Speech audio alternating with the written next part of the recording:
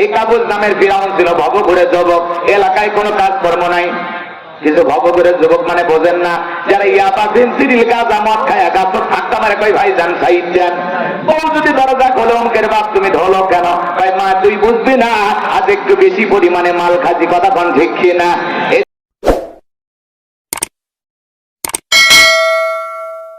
ঢাকা শহরে গুলশান এলাকায়, মতিঝিল এলাকায় মহিলা মানুষ মদ খায় আর রাস্তার ভিতরে লাগছে কুতাকুতি মারামারি, কথা কয় না। মহিলা মানুষ মদ খাইয়া নিশা কইরা রাস্তার ভিতরে মাতলামি করতেছে। আজকে টিভি অফিসে তাদেরকে ডাকা হয়েছিল, ওই জায়গায় যায় মহিলা মারামারি করছে। তোমার কি সম্মান নাই? আমার কি সম্মান নাই? তোমার কারণে সেদিন ঝামেলা বেঁধেছিল, এই জন্য আমাদের মুখোশটা উন্মোচন হয়ে গেল। মহিলা মানুষ যদি বারের সামনে মারামারি করে, মদের বারের সামনে মারামারি করে, মহিলা মানুষ যদি চুলাচুলি করে, মহিলা মানুষ যদি এই ডিজিটাল বাংলাদেশে মদ খায় রাস্তায় মাতলামি করে, এর চাইতে দুঃখ আমাদের আর হতে পারে না। এ কথা বলে ঠিক কিনা? মহিলা মানুষ মদ খায় রাস্তায় মারামারি করে,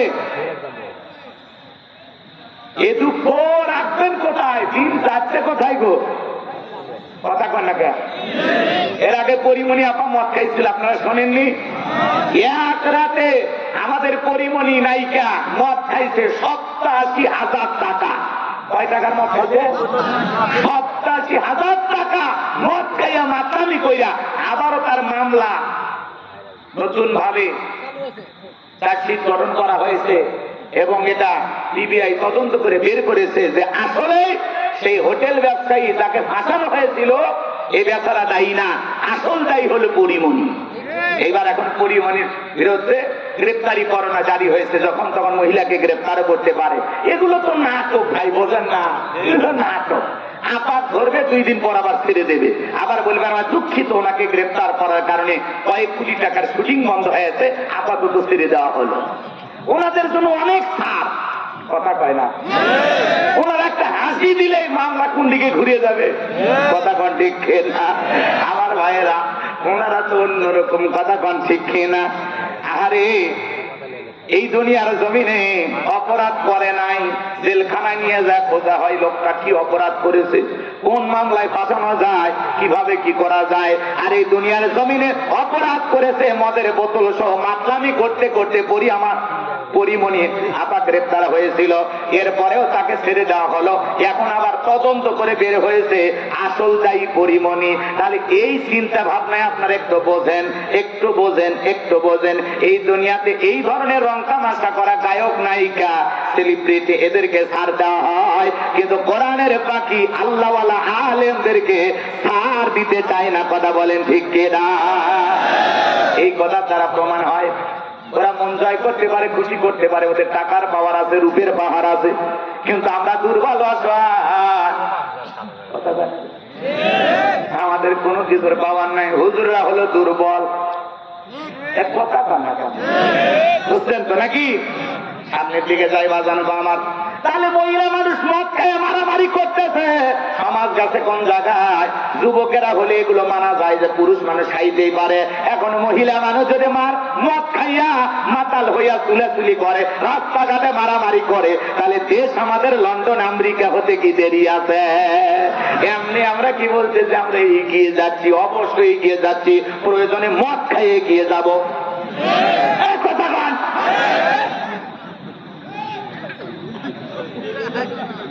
মহিলা মানুষ মদ খেয়ে রাস্তায় মারামারি করতেছে। আরে বলেন, অন্য পৃথিবীর রাষ্ট্রের মতো আমাদের দেশ কি হতে দেরি আছে? হয়ে গেছে।